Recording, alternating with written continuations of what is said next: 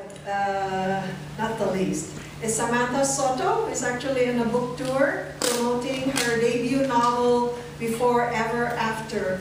When Samantha was young, she moved to the Netherlands as a teenager, and this debut novel was inspired by her experiences living, studying, and traveling through Europe.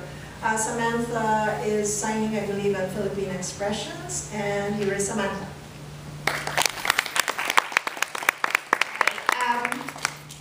While I was listening to everybody read from their novels, the song from Sesame Street, you know that song, One of These Things is Not Like the Others, that kept ringing in my ear because I think in my case they saved the odd man out for last. So it's not a coincidence that my biography is the shortest, because I suppose I'm the faker standing here.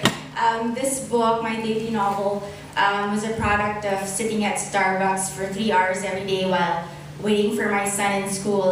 If you guys are familiar with Manila traffic, our house is 1.5 hours away from my son's school, so it's on the other side of the planet. And since he was in school only for 3 hours, there was no way that I was going to make the drive back home. And since I was too cheap to pay for Wi-Fi at Starbucks, ta-da, here we have this book. So I'll do my best to do my fake reading too. Prologue. Atocha Station, Madrid, Spain, 3 years ago. Jasmine. It was not Max Gallus's top choice for his last thought, but it would have to do. He wondered if there was time to say it out loud. He had difficulty telling which came first, his phone shattering against his cheek, his skin tearing from his ribs, or the flames taking dips in what was left. He was certain, though, that the silence came last.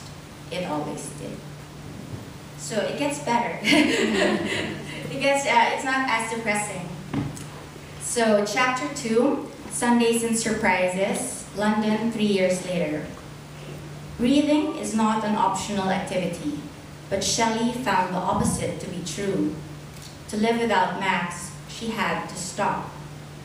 Her final breath had been the gasp she had taken when the bomb shredded Max to pieces.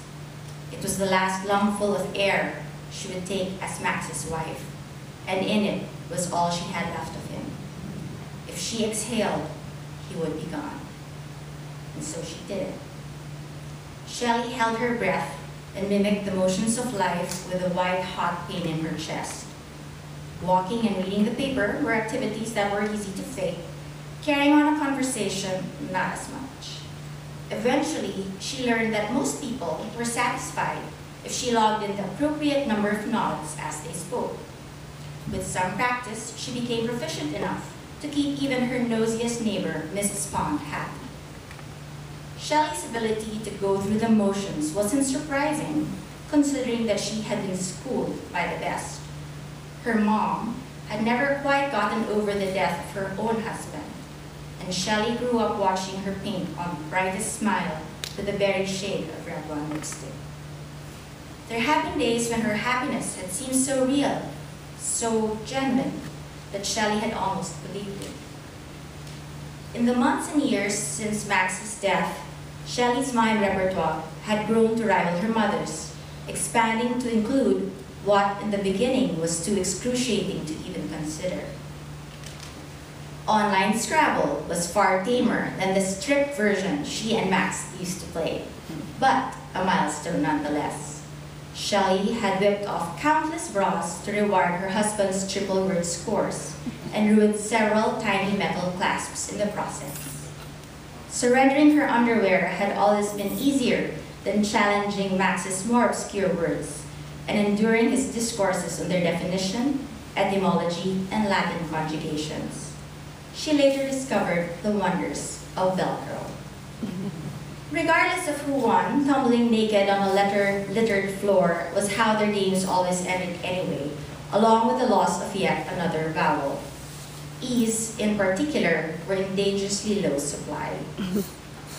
Chicken and eggs were Shelley's next hurdles to a semblance of normalcy. In her case, it was the egg that came first.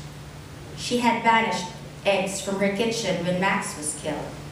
It was how she had managed to survive Sundays without him. Sunday mornings had once been her favorite time of the week. It was only then that not waking up in Max's arms made her smile.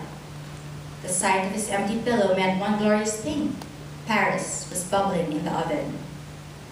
Shelley had fallen in love with Max's baked eggs and cheese almost as soon as she had fallen in love with Max himself. They were in Paris when he first made the dish for her and the tour group she had hastily joined. Since then, each forkful tasted like that morning, warm, buttery, and full of full-fat promise. But Max was gone now, and Sundays coated her mouth with ash and gritty bits of grief. Correction, I'm not signing at Expressions. The books didn't arrive in time, but so I'll be in San Diego and LA for signings then, and you can get the book at Barnes & Noble, Amazon, and on iBooks as well. Thank you.